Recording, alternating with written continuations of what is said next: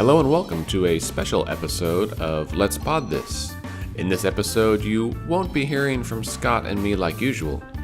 Instead, we're going to share with you the audio from the debate between Republican candidates for State Superintendent, Joy Hofmeister and her opponent Linda Murphy. This debate was hosted on Friday, August 24th at City Pres Church here in Oklahoma City. And the winner of this election will head off to the general election in November and be against Democratic candidate John Cox and Independent candidate Larry Huff. We hope that you enjoy this full audio. We know that education is the lightning rod issue of 2018. This is a very important race. So listen carefully, take some notes, and don't forget to vote on Tuesday, August 28th.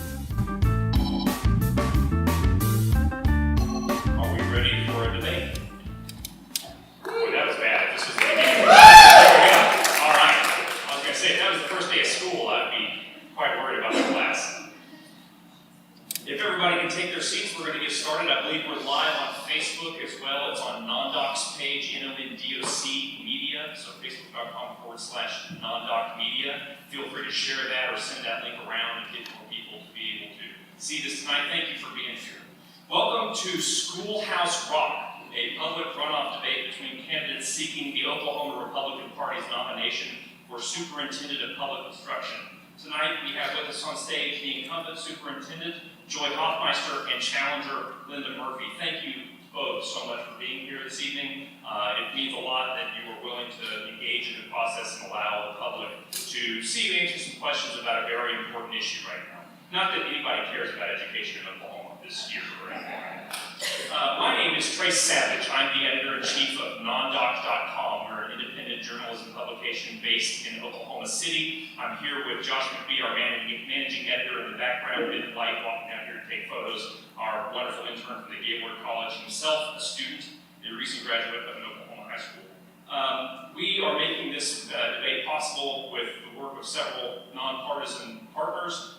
Andy Moore is in the balcony there with Let's Fix This, a nonpartisan organization that promotes voter involvement in Oklahoma. And we also have Representatives Amy Kieran and Elizabeth Seidler, I believe, from Generation Citizen, a national organization with a local chapter that is devoted to civic engagement among young people. We have two of their students that they work with who are keeping time for us tonight.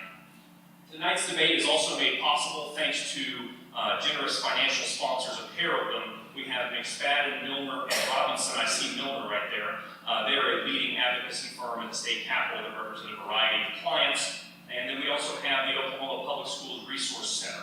Brent Bushy with OPSRC provides consulting and professional development to more than 220 member school districts across Oklahoma. Additionally, schools can access products and services via member discounts and subsidies. Good thing I mentioned Brent because I almost forgot Joe Dorman. The Oklahoma Institute of Child Advocacy is a partner in this event as well. Thank you, Joe, for helping promote this and making this possible. With that, the only person left to thank is Bobby Griffith and the wonderful team here with City Presbyterian Church. I believe I see Julie Serban here in the audience somewhere. Yes, hi. Thank you so much for the use of this beautiful facility that has really come back to life and a great part of Oklahoma City. Before we start, let's also mention that Democrat John Cox and Independent Larry Huff will appear on the November general election ballot for this office. But right now, we're between the two candidates seeking the GOP nomination. The election, we're going to be done with runoffs when? Tuesday. I think everybody is excited about that. With that, let me explain tonight's debate format. We will have 2-minute opening statements from each of the candidates, and then we will go with 3 rounds of questions. The first round of questions will be generally about the job. They'll each have a minute to respond to each question. The second round will have 2 minutes each for each of them as we get a little deeper into some issues that are really important right now in Oklahoma Ed. And then we'll have a third round of questions. We'll go back to a minute, and then we'll have closing statements. I should have done this earlier, but I'm going to do it now on the fly. To see who gets to go first or wants to go first or last in the opening statements, we're going to flip a coin. Incumbent Superintendent Hofmeister, I'll let you call it in the air, heads or tails, you get to choose. It is tails. You'll have to believe me, I'm a journalist. And you get to choose. Would you like to speak first or second? She'll speak second. So Ms. Murphy, will go first in your opening statement and your closing statement. At that point, you'll see the timekeepers we have holding up their signs. Let's meet the journalists who are on stage with us tonight. They've done a series of these debates with us to help encourage public dialogue, public discussion of our statewide candidates. Aaron Grillbeck is a political reporter with KWTV News 9, occasionally gets sent to cover a fire against his will, but he covers the Capitol with me and Claire and other people at the state Capitol, does a great job. Claire Donnelly is with KGOU. She used to be she's a morning host and a reporter with KGOU here in Oklahoma City. She previously worked for the city desk at WBEZ Chicago. She has a master's degree in journalism from Northwestern University. That's a long debate. I messed a couple things up, but let's get started. It's the end of a long week. We flipped that coin, and Ms. Murphy, you've got 2 minutes to introduce us to your candidacy. I'm Linda Murphy. I'm a 30-year certified teacher from Oklahoma, certified in the state of Oklahoma, and taught in public schools in Oklahoma, in Caddo County and Osage County. I worked in the area of special needs students and students who had visually related learning problems in a private clinical setting for about 10 years as well. I represented a foundation out of California. At the same time, I directed the vision therapy clinic and represented them in research and education around the United States, speaking to doctors, vision therapists, and teachers all over the U.S. We did about 200 in-service training seminars for teachers at that time in the state of Oklahoma to help them pick up the visual learning problems of students. So I've always worked in the area of vision and learning and education, and my certification has been very important to me. So I'm very concerned about the fact that we have over 30,000 teachers in the state that are not working with students in the public schools right now. And that is because they are concerned about some issues that we'll be discussing. They are not just concerned about teacher pay. In fact, the veteran teachers are more concerned about the control and regulation that's placed upon them in the classroom. So I oppose that. I have opposed that when I started running against Sandy Garrett in 1994. I got 49.5% of the vote at that time statewide, and the issue was outcomes-based education. That is a top-down control system. We got it again with Common Core, and unfortunately, we're still on that track. But I'll be talking about that. Thank you. Thank you, Ms. Murphy. Superintendent Hofmeister, you have 2 minutes. All right. Well, first of all, thank you so much for coming and spending a Friday night talking about education and participating in the voting process by being engaged and being a part of what is so important for our kids in education. And also for those who are watching at home, thank you for also joining us. So, as State Superintendent, every decision that I make, every policy that we adopt or put forward has to answer one question, and that is it in the best interest for children? Is it going to help them succeed? Will it give them a strong public education, one that's well-rounded? Will it increase the engagement of the community, families, and teachers alike? And so as I work to establish meaningful momentum and improvements, I'm doing that collaboratively. I believe that the community has to be involved. Education affects us all. And we need to, and I have, included teachers, families, our school leaders, our faith-based community, our business leaders. We are all stakeholders in education, and together we have put forward some plans. Some have been to have higher standards, others to reduce testing by slashing that budget by nearly 40%, giving ACT to all students in the 11th grade or SAT based on the district choice. There is so much work that needs to be done, and teachers are at the center of that work. So the crippling teacher shortage is what we have set out to first make a priority, knowing kids need to have the best. They need to be trained, and I am grateful for all of you who stood with us supporting landmark legislation, the first step with competitive pay. Thank you so much. I do want to just note that when you do see the time's up, feel free to finish your thought. We're not going to yank the microphone, so feel free to finish your thought. With that, let's go to the first round of questions in the category of the job. The State Superintendent of Education has a robust one, and we're going to turn it over to Aaron Rilbeck to ask the first question of Superintendent Hofmeister. Ms. Hofmeister, after 4 years in your current position as State Superintendent of Public Instruction, what do you believe is the most important responsibility of your job? So I think the most important responsibility is to be an advocate for those who have no voice, particularly. I know that it is also to think through the big picture of how do we make meaningful progress and achievement for Oklahoma school kids. And it starts with the teacher. Our teachers have walked out of Oklahoma classrooms, not in April, but they have been doing that for the past number of years because of limited resources, because they have had to make sacrifices that they could no longer make, and they want to remain in teaching.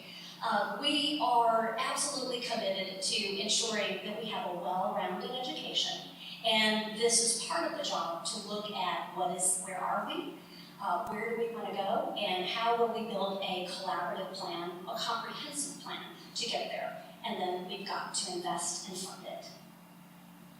Thank you very much. Go ahead, Aaron.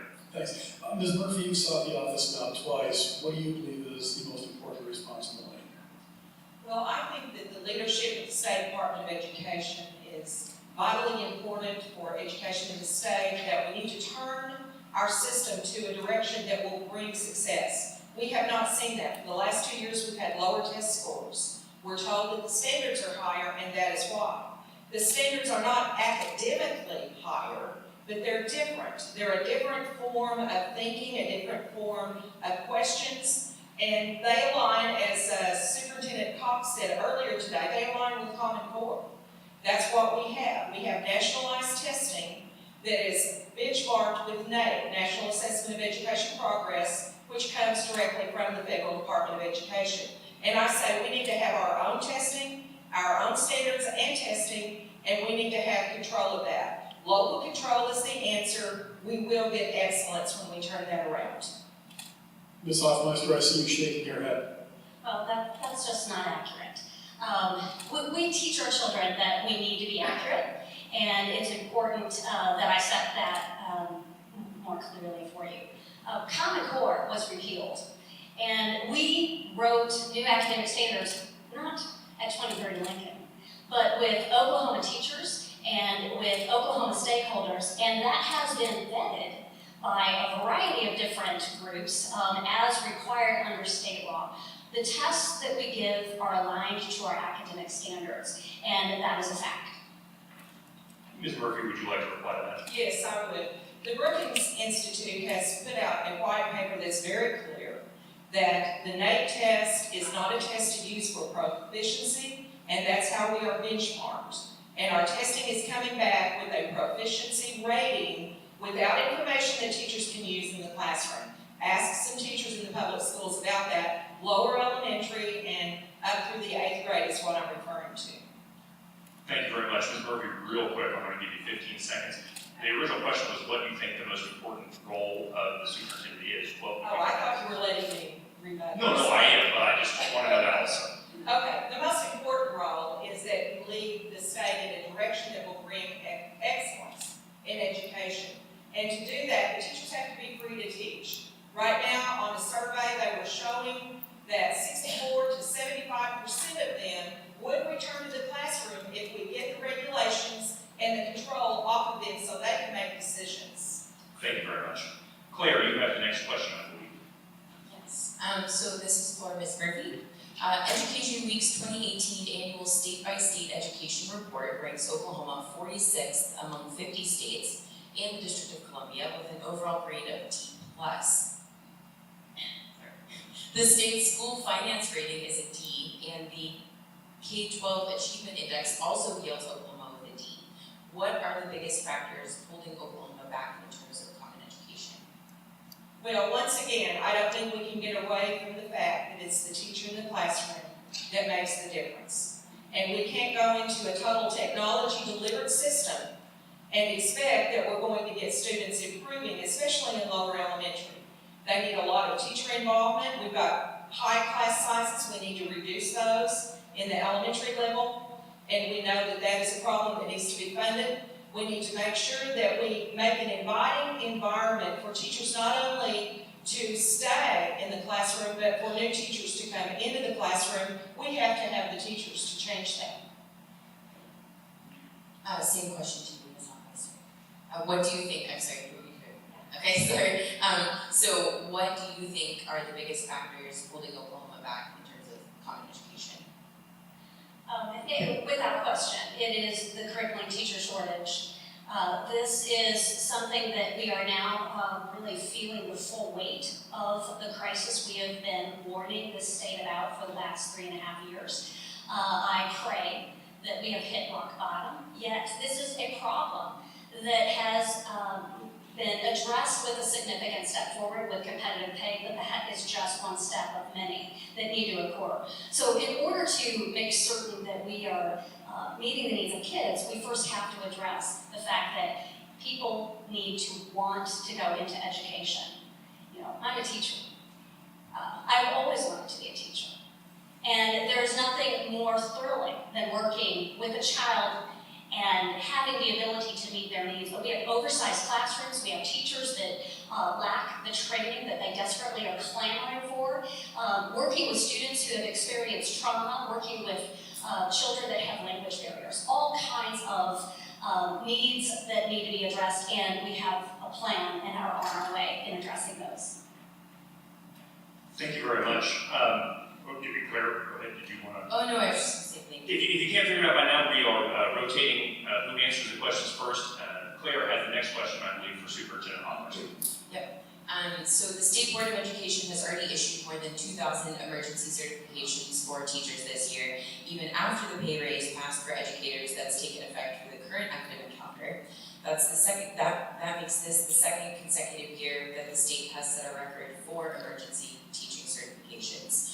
What's the State Department of Education doing to recruit certified teachers, and did the teacher pay raise help stem that problem?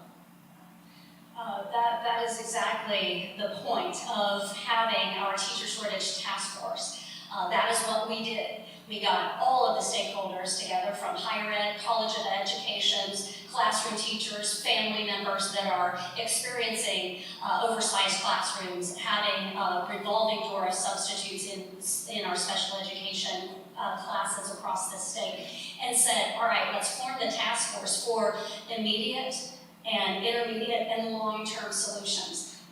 It was the work of that task force that commissioned the teacher survey of the 32,000 who are no longer teaching in an Oklahoma classroom but continue to make their certification current. And we asked them, what does it take to get you back? Why did you leave? And those answers provide evidence to take to the legislature that help reinforce what we already knew, that teachers need resources, they need instruction, and they need autonomy to do what they do best, teach. Just real quick before, yeah, you I was guys. just gonna follow up, Yeah, I was gonna please. follow up and say, do you feel like that teacher pay raise is helping to stem that? Without a doubt. Without a doubt, it is absolutely having a meaningful impact. Teachers have yet to receive that paycheck. And when that paycheck is arriving in their bank accounts in August, I think they will begin to believe what I believe, and that is that education is a priority, but it must be a priority every single year. Same question to you, Ms. Murphy. Okay, on the teachers and certification. This survey that we keep referring to has more information in it. And it says that the teachers who are the experienced veteran teachers who have left the classroom, they're still certified. These experienced veteran teachers say they are less concerned about the pay raise. They are more concerned about issues like regulations from the state, not being able to make decisions in their class, and having an accountability system that makes them responsible for factors that they have no control over. So we need to change or eliminate the A through F report card the way it is being utilized. It's really inhibiting. It is not producing, well, we don't have results. Do we wait 8 years? We've got an 8-year plan now that's been produced. Do we wait 8 years and say it takes 8 years to fulfill that? No, we can turn this around quickly If we get back to local control and let teachers teach in the classroom, that's what they're asking for. So just to follow up, do you think that the teacher pay raise helped stem the emergency certification problem? I think it did overall. I think it was really important to start getting pay into teachers so they know that we encourage. A couple of districts have paid $40,000 this year for starting salaries. They added money to what was in the teacher pay raise. So, you know, it's beginning to kick in and really have an effect. Yes. Ms. Hofmeister, I noticed that you were shaking your head on that one, so would you care to explain? Yeah, I take great pride in the fact that we led the charge to decouple any kind of TLE VAM, which is called value added measure, which was a broken, woefully unsuccessful experiment. We fought against it, and under my leadership, it was repealed in state law. Yes, that part was repealed, and I agreed with that, but we still have TLE going on in our public schools. And just last week, I believe it was, or recently, the superintendents had to send in a lengthy report. They have to follow a process out of the state. Once again, we're not letting the people on the local level make decisions about how to evaluate, how to teach. These are the issues that I hear all across the state. I'm a Republican, I'm in a Republican runoff, and I've been to Republican events all over the state, about 60, 65 of them. My opponent has been to maybe 3 that I'm aware of. This is the first time we've spoke together today, earlier today and now. But this issue is very important, and we need to get the regulations off the teachers. Right, I want to address that because, again, the decisions that I make are not going to be partisan, and I'm going to go where there are people that need to have a conversation around education. I haven't crossed this state and visited party, county, little gatherings. I have had to make a choice.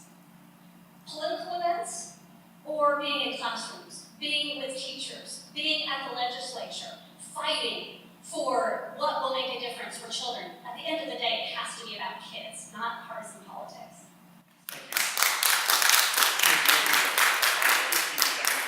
Do you have anything else to add, Ms. Murphy? 15 seconds for you. You know, we have a government, we have a process of election. If we did not have 2 parties, would we have an election? What would we have? So we have 2 parties, and each party nominates their candidate, and that nominee then is in the general election.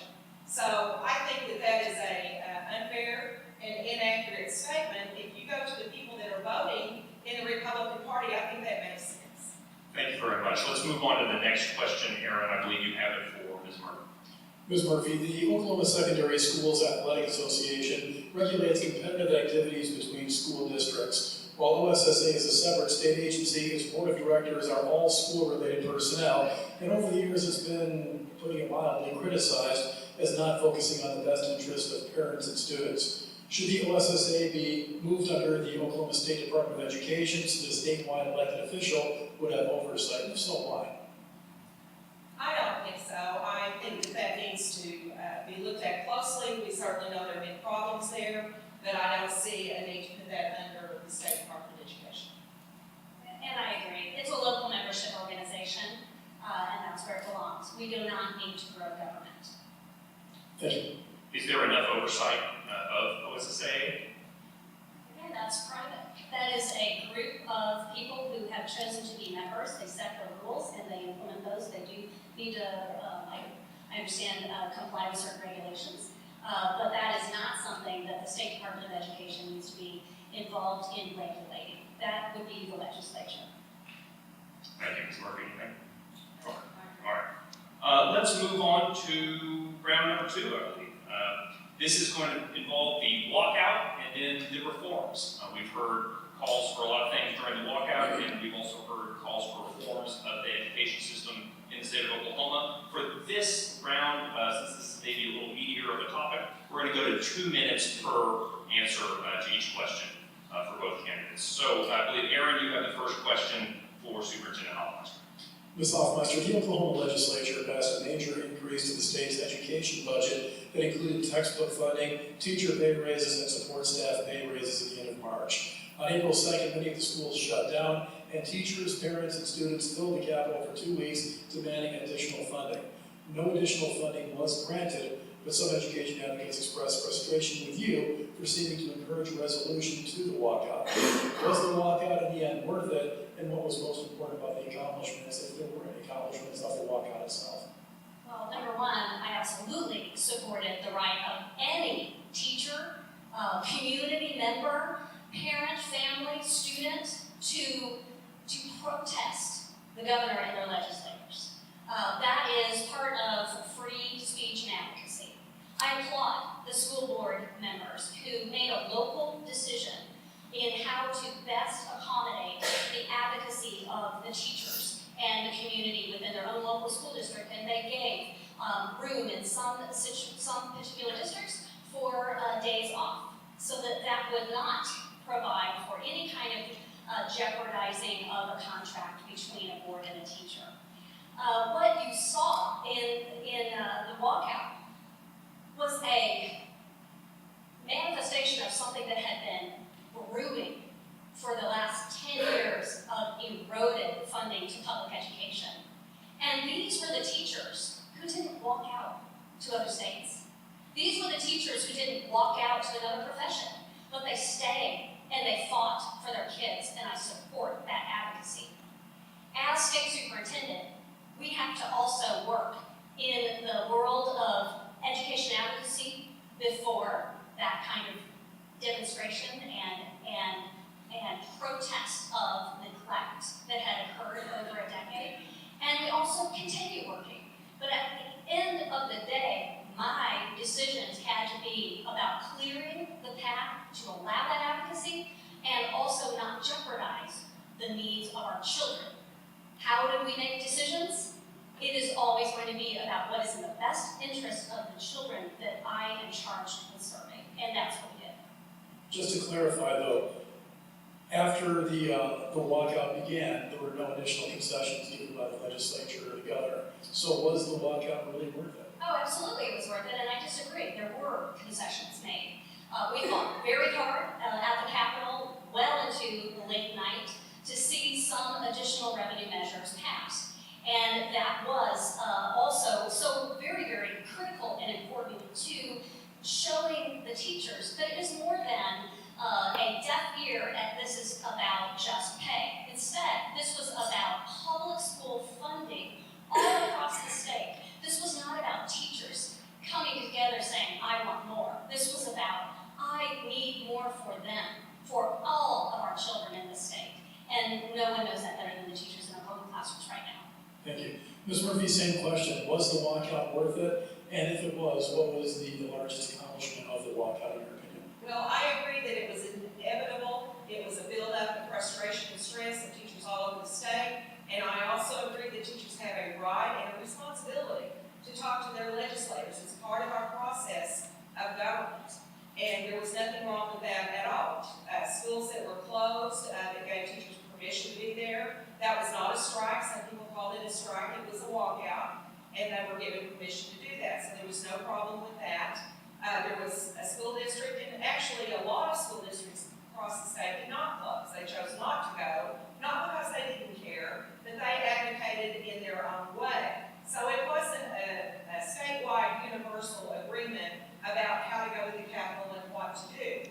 And once the teachers were there, I had a lot of phone calls from teachers that didn't even know each other, that had different views of what was happening. We had a lot of different groups there. So it's kind of like looking at the elephant from whichever angle you look at it, you're going to see the tail or the ears or maybe the whole elephant. But what I didn't like was the OEA union having the mic for 9 days, and at the end of that time, not being able to even tell the press a specific goal. I think that was a big problem, and I think leadership in the State Department of Ed, State Superintendent, could have helped that, going to the mic, speaking to the press more about the truth, about what was going on. Okay, I'll give you an opportunity if you don't mind to respond to that. I disagree. I've already been at the mic. I've already been there. It was the request of ours to have a teacher competitive pay from the beginning. During the Step Up Plan, I did stand at the podium, and this was a different time. This, if you will recall, already had a pay raise passed. This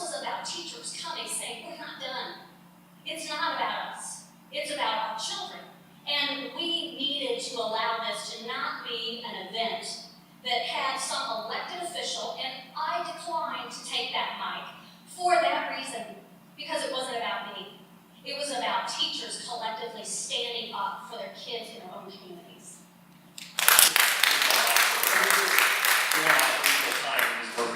Another 30 seconds. Yes, I understand what you're saying, but I believe this. I believe that at the end of that 9 days, that was a long period of time. There was no more money to be added, and a lot of teachers thought that what they did caused the raise. It didn't. The walkout was after the raise was already given, and I know you just said that, but I'm talking about the confusion that existed at the state capitol, and where there's chaos and confusion, that's where leadership is needed. That's my point. Thank you very much. Next question is Claire's, and it'll go to Ms. Murphy first. Ms. Murphy, like many conservative legislators, you've attempted to thread a needle with your political positioning on the teacher pay raise package passed last March. On the one hand, you've supported raising teacher pay, but on the other hand, you've suggested it could have been accomplished without raising taxes. Do you believe House Bill 1010XX, that's the revenue bill that received 3/4 support from lawmakers, was necessary? Well, I think if you will look at the treasurer's report that came in July, $1.2 billion now sits in the treasury that did not exist last year. That money was coming in all along, and I think some of those legislators who had foresight knew that our revenue was growing and that we would be able to pay the pay raise. So they passed the pay raise as a separate bill, and then they passed the tax bill. You know, you can't make other people see and understand what you know, but I'm just telling you from my experience being in the state capitol, I knew that money was coming in. You know, you can't undo what's done. I'm glad teachers have a pay raise. It's there, so that additional about $600 million, I believe, will be in the treasury as well. But the $1.2 billion would have been way more than enough to cover it. Ms. Hofmeister. A chance to respond for you. So, what part of we're in a crisis is hard to understand. I mean, we're living in the trenches. We have emergency certified teachers because there's no one certified even applying. And so districts are having to respond. In 2011-12 school year, 32 emergency certifications were requested. Last year, 1,975. Already in 3 months this year, we have exceeded 2,100. I asked the question, how many kids did that affect? Last year, 104,000 children did not have a teacher in the class that had been tested for the grade or subject they were teaching. They may be fine people, and we want to hang on to them, and we want to train them, and we want to support them. But that is shameful, and that can't wait. Do you believe that the tax bill was necessary? 100%. Okay. Really quick, I do want to just take a second. Ms. Murphy, you referenced the $1.2 billion in the Treasurer's report. I feel obligated to kind of say what that was. That was a reference to the amount of revenue that was increased over the past calendar year. So is it your understanding that that takes into effect the budget gap? The year before, there was about a $500 million shortfall. And then, well, right, the $1.2 billion would be coming back to zero, and then going above that in terms of the revenue factor of the past. Does that make sense? Yes, I think I know what you mean, if you put it all in there with the paper and everything. Yes, I think it would. And again, you know, this is hindsight now. But for some, it was foresight. They knew that. They knew the revenue was coming in, and that 1023, the tax, 1010. the pay raise was 1010. Oh, pay raise was 1023. 1023. Okay, 1023 was pay raise. That passed separately from 1010XX, which was the tax increase. The taxes from that 1010XX have just started coming in July. Okay, so I'm saying that the Treasury was filling with more money before 1010XX would even kick in as far as tax money bringing additional money. It gets complicated, and this is the hard thing. I know it is complex, and I'm not saying you can explain all of this to everyone every day, but the point is we need to be honest about what we've got and the fact that I'll just say this, the OEA union does not represent all the teachers in the state, but they held the mic for 9 days. That's not right.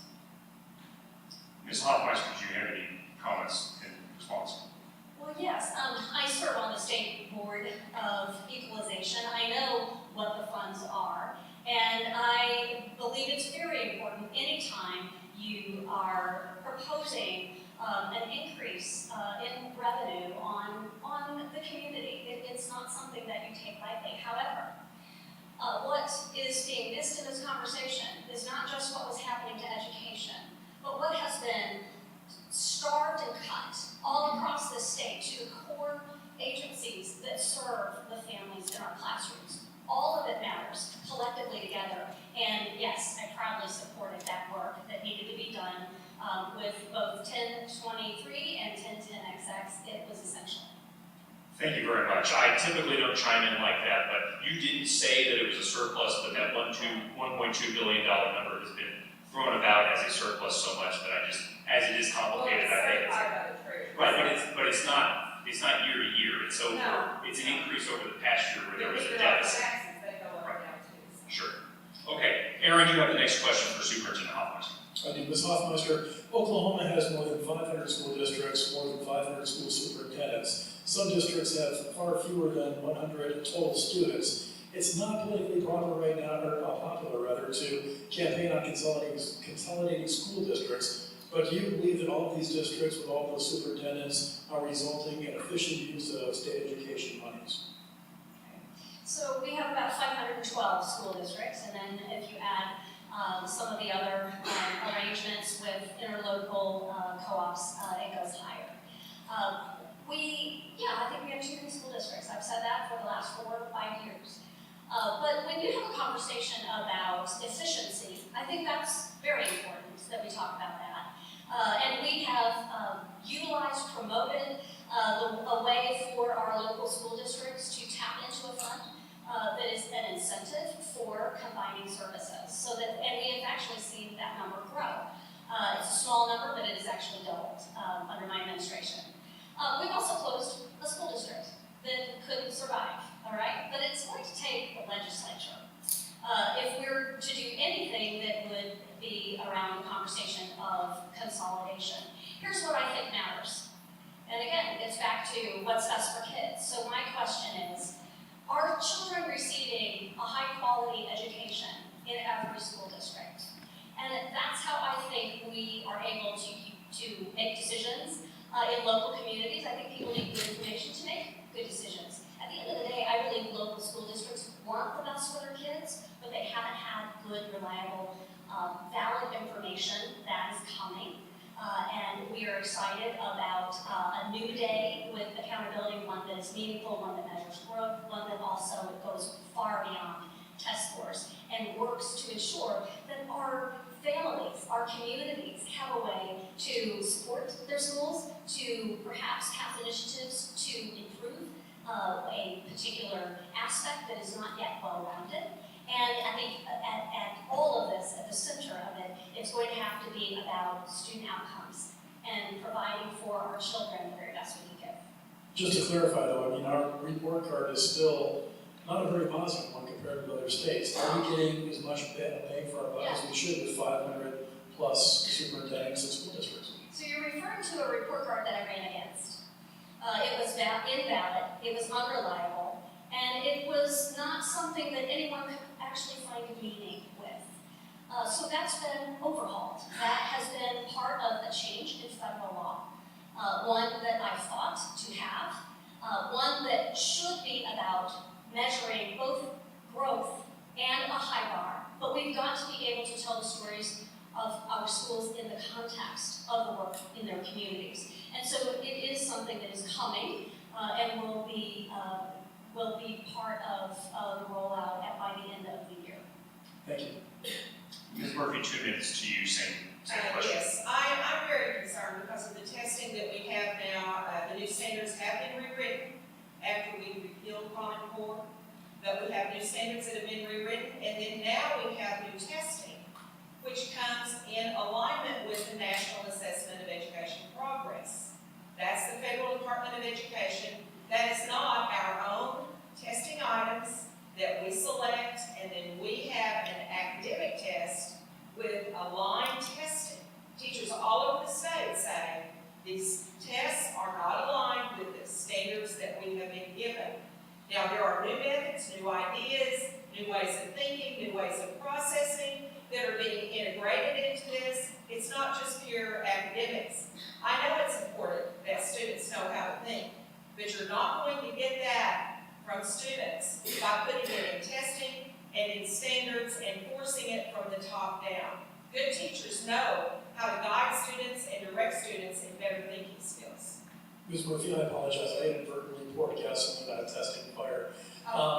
The question was though, in terms of the 500 plus 512, I guess, different school districts that we have, should there be mandatory consolidation, forced consolidation?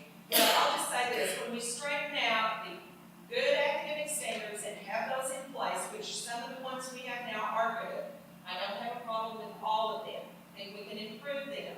We're not testing history. There are things that are dropping from schools around the state that we need to really look at and make sure, just because we're not testing it, doesn't mean it's not important. That's the kind of system we have created, that has been created. So when the academic standards are in place and the testing truly aligns, then we can really measure where we are with student performance. Until then, what we have is a reset with failure for 2 years into a totally new system. And all of this is costly. These are changes being made that also cost money. With due respect, I don't think you've answered the question in terms of, To consolidate. Okay, so as far as consolidating, then we can see which schools need to be consolidated. That's the point. The ones that are not performing well, I agree. If they're performing well, we don't want to close that school down unless there's an excessive amount of money, but that's a local decision sometimes because it's local money. If it's state money and it's not being utilized well, we can take care of that. But we need a system where we've got accountability that is fair and accurate and focused on academics for students, whether they're going into career tech or college. And I'm talking about the lower elementary up to 8th grade. They still need that academic foundation. Ms. Hofmeister, would you care to respond? Yeah, I do need to address an inaccuracy that continues to be stated, and I think it is rooted perhaps in a misunderstanding. I don't think that you would be purposefully trying to mislead. So here's how this works. The academic standards are written by Oklahoma educators. Then new assessments have to be written that test those particular standards. I don't understand the talk about some other tests, because in Oklahoma, we have 3rd through 8th grade, this is actually required under federal law. We must have assessments that are aligned to the standards, and every one of the tests and questions have gone through the hands of Oklahoma teachers as they have been a part of writing those and constructing those test items. So I just want you to be aware that that is 100% false, and that is something, we have 7,000 pages of evidence that was submitted for peer review and granted and came back as absolutely aligned and has nothing to do with some other test. That's just absolutely false. 15 seconds. I agree that you don't understand. This is about a top-down control plan for education, and you think that couldn't happen, we've had it before, and we've gotten rid of it. And we need to get on a track that gives us true local control. We're not going to get teachers forced into better educating.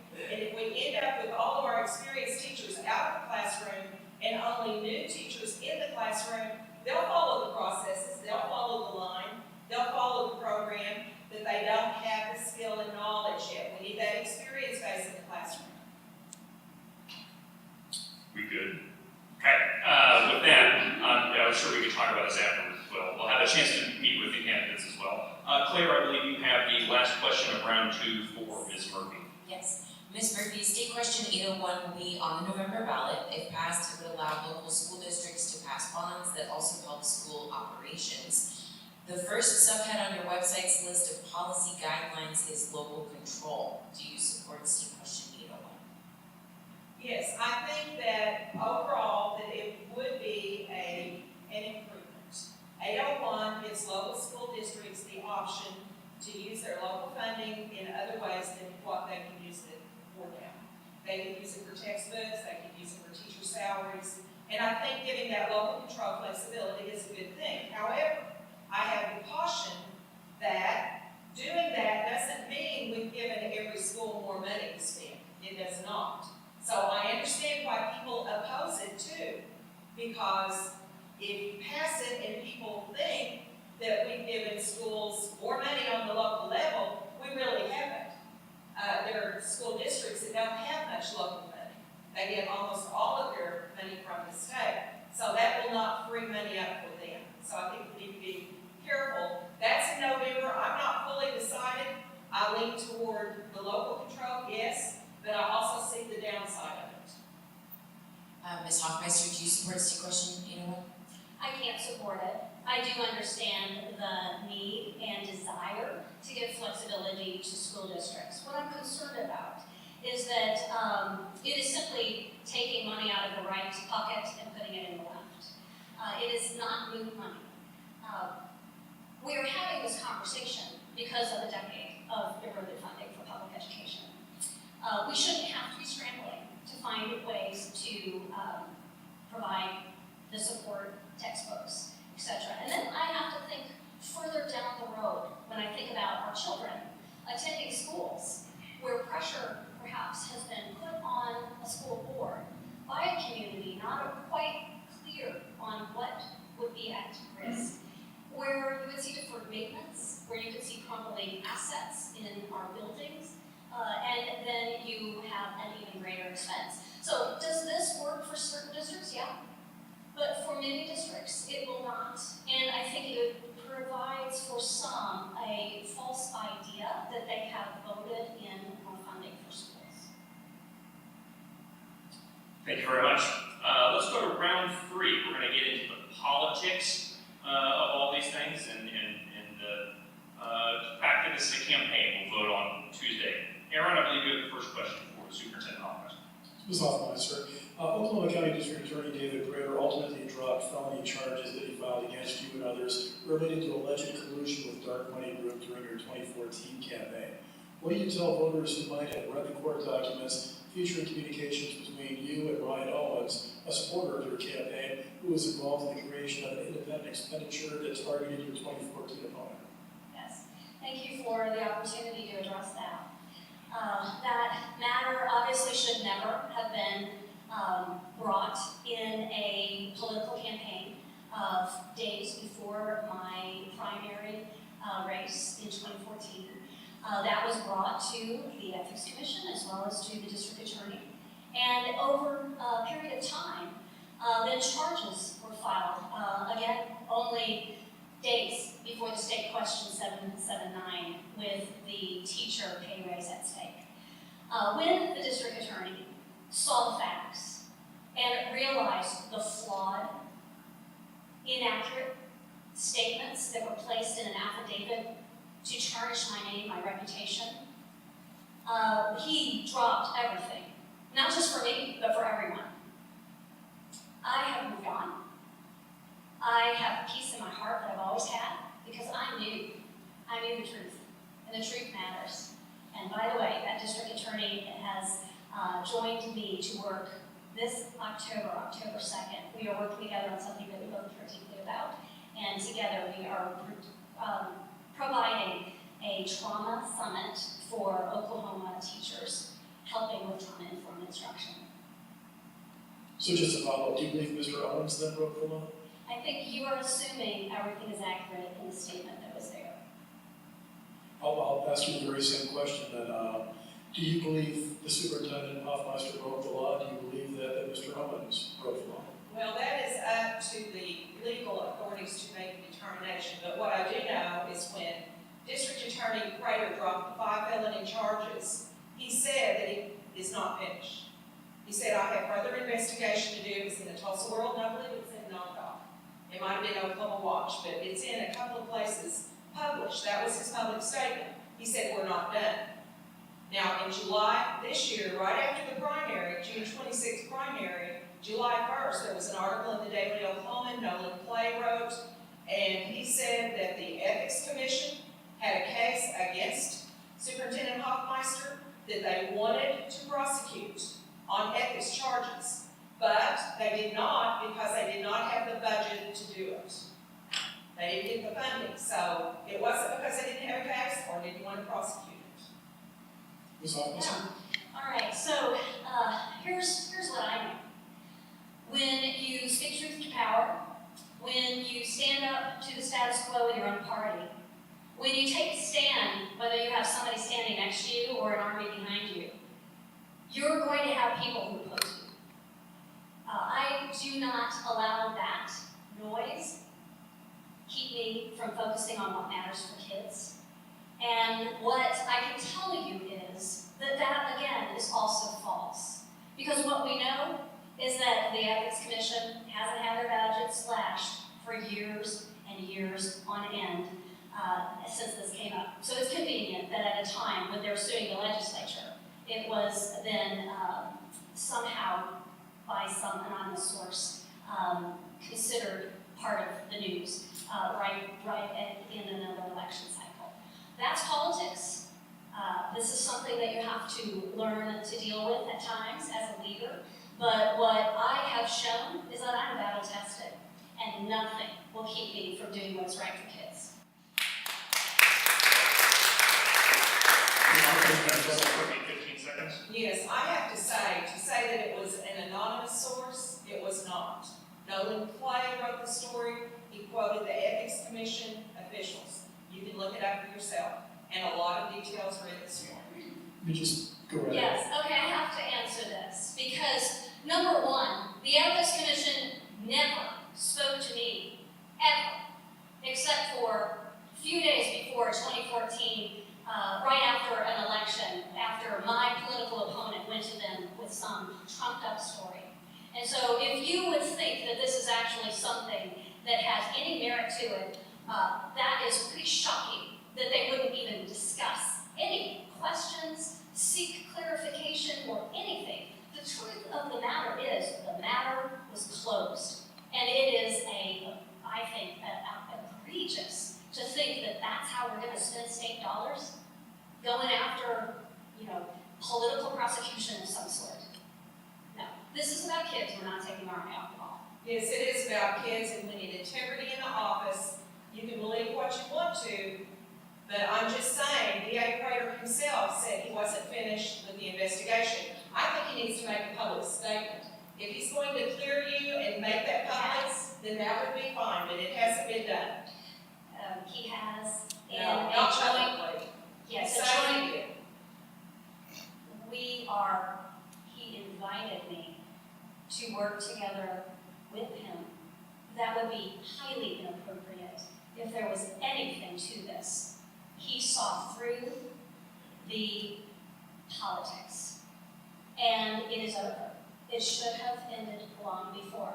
But what is important to voters is to know what I did. I didn't shrink back. I could have taken the easy way out. I could have resigned. I was offered that, and I said no. And then charges came months later. Thank you both. Thank you both. Let's go to the next question. Claire, you have Ms. Murphy. So a lot of your campaign materials lack specific plans or policy statements. What is the least popular policy that you believe is right for Oklahoma?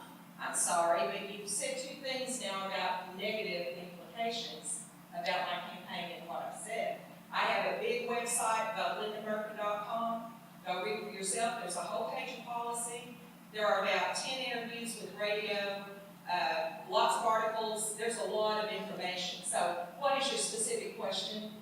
What is the least popular policy that you believe is right for Oklahoma? The least popular policy I have?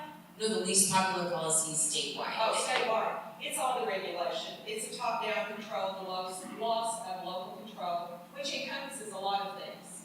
The TLE, the teacher leader evaluations of teachers, which is not working well. Yes, teachers need to be accountable, but we need to be accountable in our local districts, and then we need to produce results and be accountable for those results. And we can measure that with good testing and good standards alone. And then same question for you, Ms. Hofmeister. What do you think is the least popular policy in Oklahoma that you support?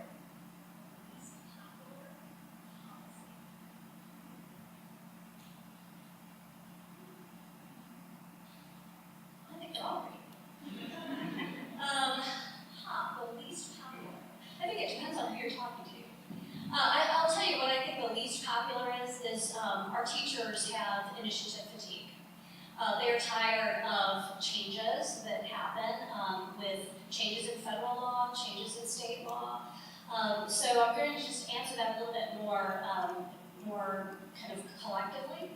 And that is when you see changes that occur and you have turnover, there are a lot of people who have entered the field that don't know what has changed in previous years. And there is often, I think, a need for strong mentoring, more support, and wherever we have the issues of something being unpopular, we have to ask the question, well, why are we doing what this particular law or regulation requires? If it has an effect on lifting outcomes, but maybe an adult doesn't like it, then I have to side with the student and the lifting outcomes. If it is about more transparency, and some schools don't like that, we're going to always come down on increased transparency. I think that all depends on who you ask. Do you have a specific? Oh, no, that was just generally. Yeah, the idea that sometimes it's not in a political campaign a wise move to talk about things that you really want to do but might not be super popular in the masses. That was just a bit. We'll rephrase in future elections. Claire, I think you have another question for Superintendent Hofmeister. Yes. In some ways, it's a bit surprising that both of the GOP candidates for state superintendent have not been vocal advocates for school choice issues like vouchers or charter school expansion. Do you favor vouchers or education savings accounts? And would a greater emphasis on charter schools improve outcomes for students in larger Oklahoma towns and cities? You know, I do think that parents need to have choice. And I think it's very important that parents have informed choice. We already have in Oklahoma a very broad school choice policy. Do I think we need to introduce new experiments? No. Am I a supporter of vouchers? No. What I believe we must do instead is to focus on all of the public school children who are in our schools today and ask the question, why have they left? Or why have they chosen a different path? Does it have something to do with the quality of what we are giving in our public schools? And then what do we need to do to improve that if that's the case? I don't think we can walk away from public education. I am the state superintendent of public instruction. That is my top priority. That is where 95% of our Oklahoma school children reside. But make no mistake, we have to give families options. Restrictions of those options are something that as a mom of 4 kids, I would demand. I would demand the option, okay? Same question to you, Ms. Murphy. Do you support school choice vouchers? I don't support vouchers. That is really a situation on two sides of the coin that I think is a problem. And one side is putting public money into private schools and into homeschools brings regulation. If you're going to give government money, you've got to regulate private schools to some degree. And that's what's happening in other states around us. So I oppose it. But I also oppose vouchers because it does take more money out of the public school system. I think there are other ways to help parents in our state without doing that. I support the charters that we have that are working well.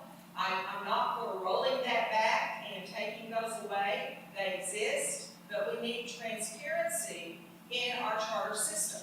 That's a private-public system using public money, but it's in private hands. So we need to have more transparency. We've got a problem where a state auditor, Gary Jones, found $2.3 million was put into a charter schools foundation from our state money. Instead of the foundation helping the charter school, our money went into their foundation. That was in an audit. So we've got a problem there. Thank you very much. Aaron, you have a question for Ms. Murphy. I do. Ms. Murphy, you oppose Common Core standards, yet your campaign literature has indicated that you have problems with the currently approved state standards. I think you mentioned that once or twice here tonight, too. If you don't approve, once or twice, if you don't approve of what we already have in place, what sort of standards would you prefer? I don't think that all of the standards in place now are wrong. My greater concern is that the testing needs to be academically focused testing. We can't teach every way of thinking and learning in a test, and that's what's in there now. The processes that were in the Common Core testing are in this testing. It's the national testing. We need to have, I would call it standardized academic testing is what we need with our standards. And that's what the bill that repealed Common Core called for. Non-Common Core testing, as well as non-Common Core standards. I'll just take to clarify, what do you mean the process is the same? The process is spending long periods of time in processing math problems, and the writing test has long processes that the students go through in the test. It's not just a simple academic test as we've had in years past. And I think sometimes new ideas are good, and sometimes they really are just an experiment that haven't been proven, and that's what we have with Common Core testing. It's not proven. Ms. Hofmeister, you should go ahead. We can't have Common Core testing because our particular standards are not Common Core. So that is against federal law because we wrote new standards. There's just no way to say this any other way. This is just 100% inaccurate. I think that what may be described is something that might be a fear, or it may be a misunderstanding. However, at the end of the day, we repealed 7 end of instruction tests, and we replaced that with something that had value for students long after they graduated the ACT or the SAT, depending on a district's choice. Everything else is to get them ready to be able to walk out of high school on that graduation stage and enter into career certification, the military service, or college, ready to hit the ground running. Ms. Murphy? The Brookings Institute says that the NAEP test, which we are benchmarked to, is in a Common Core test. It's aligned with Common Core, just as State or Superintendent Cox said earlier today in the forum for state superintendents earlier today. It's true, it is a Common Core line. I mean, I know you don't intend that. I can tell you're sincere, that I'll get the research to you, and maybe we can sit down and look at that. I've seen the Brookings Institute report. It is referring to NAEP, the National Assessment for Educational Progress. That is not what we are talking about. I don't know if it is a misunderstanding that we do not, NAEP is only for 4th grade, 8th grade, and 12th grade. We're talking about the tests that are 3rd through 8th grade right now. These are assessments written to our standards. That is indisputable. And it is accurate that 100% of those test items measure our standards. It can be no other way. Are you saying that all of the teachers for the last 2 years where students have failed across the state have simply learned a new system that they didn't learn well because we have new standards, or they don't know what they're doing? What are you saying about that? I'm saying that we have been more transparent about the fact that when our students are graduating from high school, our families are having to spend $22.2 million out of pocket every year to pay for courses that they should have already mastered in high school. And they are paying for that in the universities and colleges and community colleges all across the state. And they're not even able then to finish because the research says that 70% of those who need remedial courses in college will not graduate in 6 years. So this is the problem we want to solve.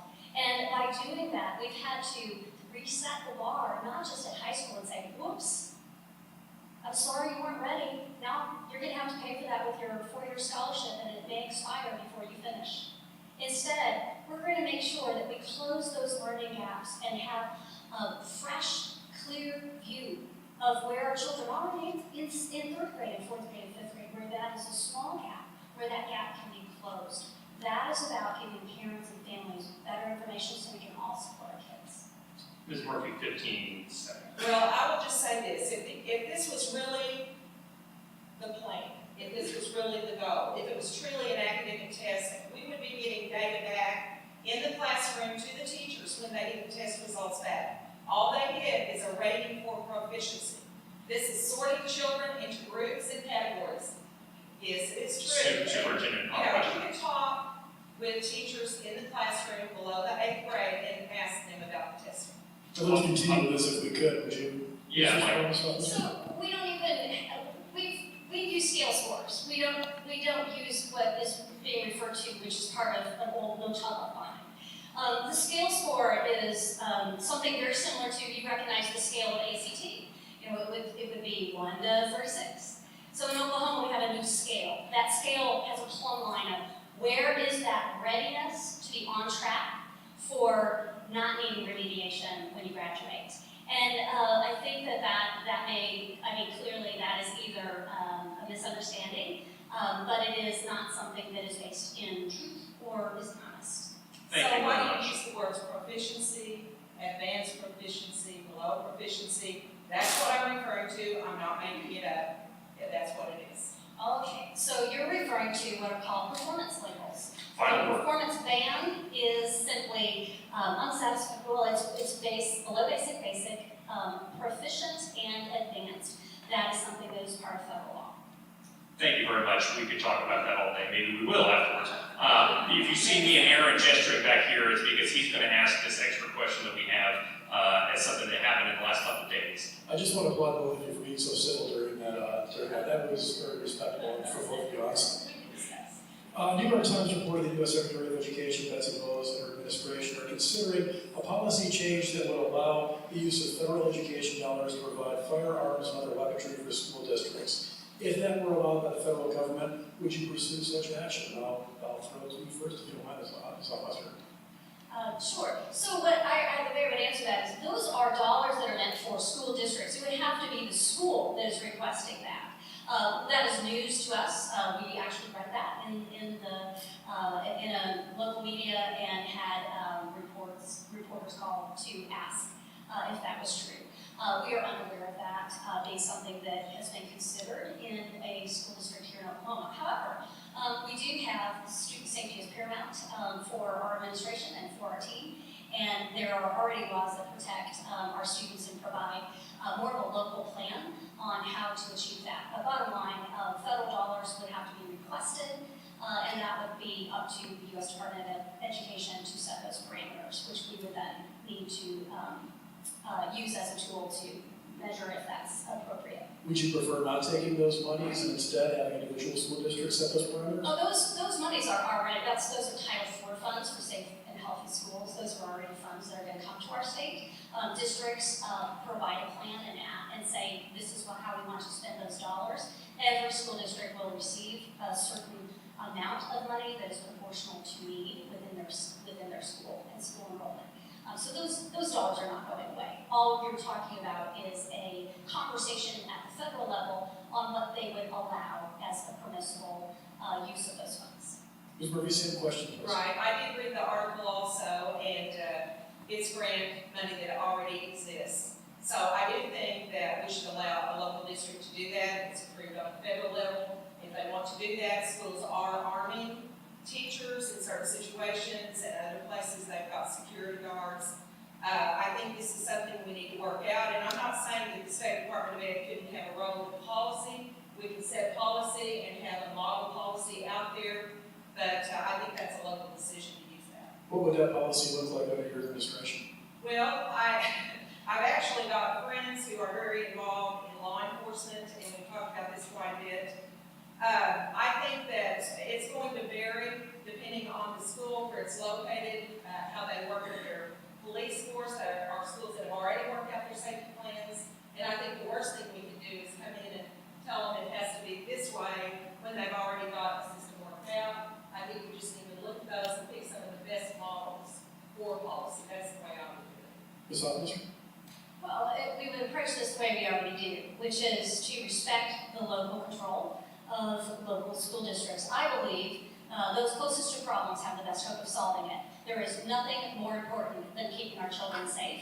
And the local community knows their building, they know their access to law enforcement, they know also how very important it is to have relationships built with children, where we know our children, where we can see any kind of red flag when we are talking about an internal threat that may come from a student. It's much more than a conversation about weapons. This is about a whole community working together to keep our children safe and healthy. Thank you. Wonderful. I've got to pay our security guard in 5 minutes, so let's go to the closing statements here in the debate. Thank you guys so much for your comments so far. Ms. Murphy, you get 2 minutes to open your closing statement. That doesn't make sense, but you get 2 minutes for your closing statement, followed by Superintendent Hofmeister. Well, thank you for coming tonight. I know it's a very warm August evening. We've all got plenty to do in our lives without coming to meetings, but thank you very much. I think it's important. I appreciate NONDOC for providing a platform of discussion and bringing two candidates together so people can see the different views and where we are similar in some areas as well. But I do appreciate it. I am a teacher. That is my heart, to teach students and to help teachers have a better environment for teaching. I think it's so simple that we overlook it. Sometimes the simplicity of life is the most important thing. And we add on a lot of things. We're hearing a lot about this with technology and, busyness and schedules. That's true in the classroom as well. We need to have tools. We need to have technology that's up to date. I'm all for that. I use a computer many hours of the day myself, and a lot of technology. But I think we've got to always focus back on that classroom with teachers. We need to get testing where special ed students are not required to take tests they cannot pass, and we've already written an IEP that says they can't do this level of work, yet we put them down in front of that test. That's causing meltdowns in emotions and behavior all over our state. It's unnecessary and it's illogical. So that's one of the major points. Thank you very much. Go to votelindamurphy.com. You'll find a lot of info there. Thank you. Thank you very much. Superintendent Hofmeister, 2 minutes, please. All right, thank you. Wow, we've had some amazing challenges, truly historic challenges in Oklahoma during the last 3.5 years. But because of the determination, because of the dedication of Oklahoma stakeholders, whether that be teachers or families, business owners on Main Street, higher education, career tech, our faith-based community, we have all had a time of coming together recognizing that education has two beneficiaries: the student being educated and everyone else. This election is going to affect the trajectory of the student achievement, but also of our state. We want our children to thrive, and we want to attract our own children to stay in Oklahoma, to put down roots, to start a business. And we want them to have confidence that when they go to school, they'll be a teacher that's trained, well equipped, that they will have the resources that they need with textbooks, with a special education director, with a speech language pathologist, with support personnel counselors. And all of that is a priority and has been a priority with me and the people who have all come together collectively in an education coalition that has been galvanized in the last 3.5 years. And we have momentum. We have momentum right now rolling that boulder up a hill. But we don't have the time and we don't have the risk that is in any way prudent to waste. Because our kids can't wait, and because we don't get a do-over year for any third grader or fourth grader or fifth grader, we gotta get it right. I believe we are working in a way that will actually accomplish great things. We just got to keep going and not allow the momentum to wane. We can do it. I'm committed. I'm a battle-tested champion of education and our kids, and I won't stop until all our kids have a strong, well-rounded public education. Thank you, and I ask for your vote on Tuesday, August the 28th, and if you're voting early tomorrow, okay?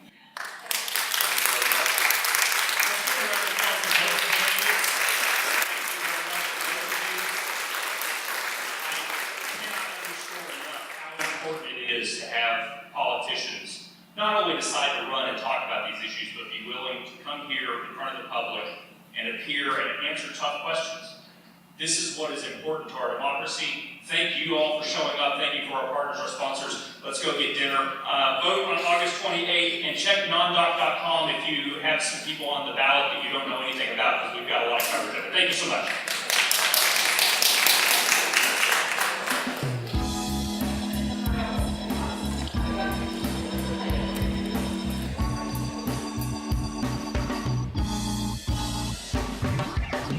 And that brings us to the end of the episode. We hope you enjoyed this special episode of Let's Pod This. Don't forget to subscribe and rate our podcast on Apple Podcasts, because that helps other people discover us and become better informed, just like you are. You can also find Let's Pod This on Spotify, Stitcher, Google, our website, YouTube, Facebook, really anywhere that you could possibly find a podcast, we're probably there. Remember, you can also connect with us on Twitter and Instagram at Let's Fix This OK. Scott is at SC Melson. I, Andy, am at AndyOKC. You can like our Facebook page at facebook.com/Let's Fix This OK. Our website is letsfixthisok.org. And there you should sign up for our newsletter, read our blog, find resources and details about upcoming events. Pay special attention to what's coming up in November. We've got some very exciting things. You can also be super cool and make a donation or sign up to sponsor a podcast episode. It's only $50. We would love to hear from you and maybe get to share a little bit about your organization or your business and how it connects with being civically engaged in Oklahoma. Our podcast is edited and produced by Scott and me, and Let's Pod This is a member of the Mostly Harmless Media Network. Our theme music is generously provided by the Sugar Free All-Stars. Let's Fix This is a nonpartisan, nonprofit organization that strives to educate and equip all Oklahomans to engage with their government in meaningful ways. We encourage you to get involved in any way you can, and remember, decisions are made by those who show up. Have a great week.